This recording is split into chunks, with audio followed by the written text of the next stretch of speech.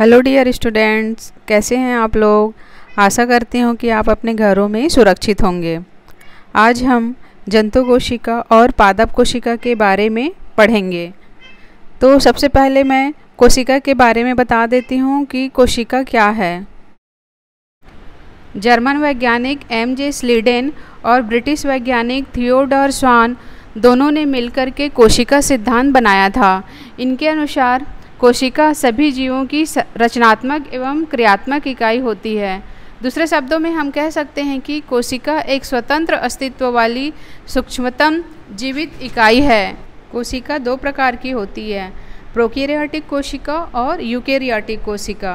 Prokaryotic कोशिका जिसके अंदर आनुवांशिक पदार्थ हों, जैसे डीएनए के चारों ओर एक निश्चित केंद्रकीय झिल्ली का अभाव होता है और इनके आनुवांशिक पदार्थ कोशिका द्रव्य में बिखरे हुए पाए जाते हैं। तो ऐसे कोशिका को प्रोकैरियोटिक कोशिका कहते हैं। जैसा कि आप चित्र में देख रहे हैं, यह एस्चेरिचिया कोलाई नामक जीवाणु की संरचना है और इसमें स्पष्ट केंद्रक नहीं पाए जाते और दोहरी भित्ति वाले कोशिकांग जैसे माइटोकॉन्ड्रिया, क्लोरोप्लास्ट, गाल्गी काय, लाइसोसोम इत्यादि भी नहीं पाए जाते हैं। यूकेरियोटिक कोशिका एक विकसित और सुसंगठित कोशिकाएं हैं जिनके अंदर केंद्रक और केंद्रकीय झिल्ली पाई जाती है। इनमें दोहरी भित्ति वाले कोशिकांग जैसे माइटोकॉन्ड्रिया, हरित लवक, गोल्गी काय इत्यादि पाए जाते हैं। सभी जंतु और पौधे की कोशिकाएं, कवक, शैवाल, ये सभी यूकेरियोटिक कोशिका होती है।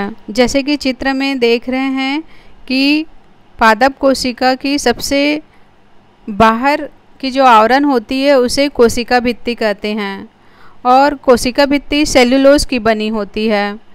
इसके ठीक नीचे प्लाज्मा झिल्ली पाया जाता है। यह कोशिका को एक निश्चित आकार प्रदान करती है।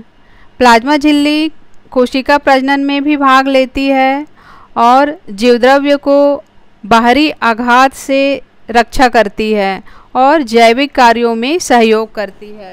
पादप कोशिका में कोशिका भित्ति सेल्यूलोज की बनी होती है, जबकि जंतु कोशिका में कोशिका भित्ति नहीं पाया जाता है। पादप कोशिका में लवक उपस्थित होते हैं जो कि हरित लवक के रूप में होता है, जिसे क्लोरोफिल भी कहते हैं।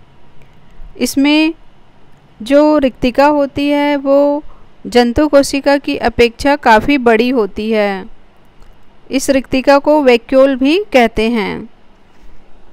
पादप कोशिका में प्रायः सेंट्रोसोम नहीं पाया जाता है। इनमें माइटोकॉन्ड्रिया की संख्या कम होती है, जबकि जंतु कोशिका में माइटोकॉन्ड्रिया की संख्या ज़्यादा होती है।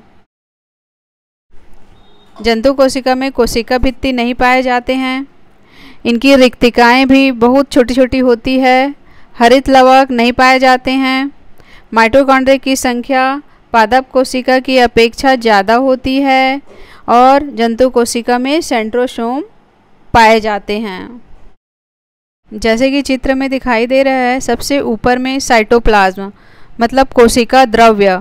यही कोशिका द्रव्य में सभी विकसित कोशिकांग जैसे mitochondria, Golgi body, ribosome, endoplasmic reticulum, केंद्रक सब बिखरे हुए दिखाई दे रहे हैं।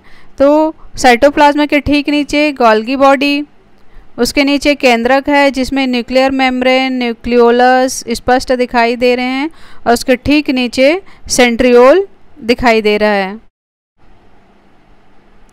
केंद्रक के चारों ओर स्मूथ ईआर मतलब स्मूथ एंडोप्लाज्मिक रेटिकुलम और रफ एंडोप्लाज्मिक रेटिकुलम दिखाई दे रहे हैं। इसी प्रकार आगे माइटोकॉन्ड्रिया, लाइसोसोम और राइबोसोम भी दिखाई दे रहे हैं। अब देखते हैं कोशिका के बारे में कुछ महत्वपूर्ण जानकारियाँ। जैसे कोशिका की खोज का श्रेय रॉबर्ट हुक को दिया जाता है, क्योंकि इन्होंने ही कोशिका अर्थात सेल शब्द का प्रथम बार प्रयोग किया था।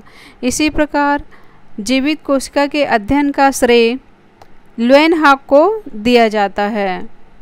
कोशिका में केंद्रक को सर्वप्रथम रॉबर्ट ब्राउन ने आर्किड के जड़ की कोशिकाओं में खोजा था। शुतुरमुर्ग या ऑस्ट्रिच का अंडा सबसे बड़ा कोशिका माना जाता है। केंद्रक कोशिका में पाया जाने वाला सबसे बड़ा कोशिकांग है। इसी प्रकार राइबोसोम कोशिका में पाए जाने वाले सबसे छोटे कोशिकांग है। केंद्रक कोशिका का मस्तिष्क है, अर्थात यह कोशिकीय कार्यों पर नियंत्रण रखता है। सभी जीवों की कोशिकाओं के चारों तरफ एक पतली लचीली अर्धपारगम्य झिल्ली पाई जाती है। इसे कोशिका कला या प्लाज्मा झिल्ली कहते हैं। कोशिका के अंदर पाई जाने वाली जीवित रचनाओं को कोशिकांग तथा निर्जीव रचनाओं को कोशिका अंतस्थ कहते हैं। प्लाज्मा झिल्ली तथा उपकोशिकीय कला को एक साथ जैव झिल्ली कहते हैं। जैव झिल्ली लिपिड एवं प्रोटीन की बनी होती है, जिसमें लिपिड झिल्ली को मुख्य आधार प्रदान करता है। केंद्रक के अंदर पाया जाने वाला गुणसूत्र आनुवांशिक गुणों के वाहक होते हैं। कोशिका कला या प्लाज्मा झिल्ली से विभिन्न पदार्थों का आवागमन अर्थात अभिगमन, विसरण, परासरण व सक्रिय अभिगमन हो सकता है।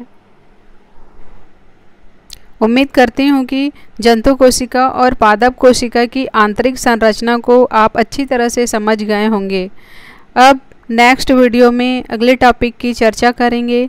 तब तक के लिए आप अपने घरों में नियमित अध्ययन करें, स्वस्थ रहें, सुरक्षित रहें।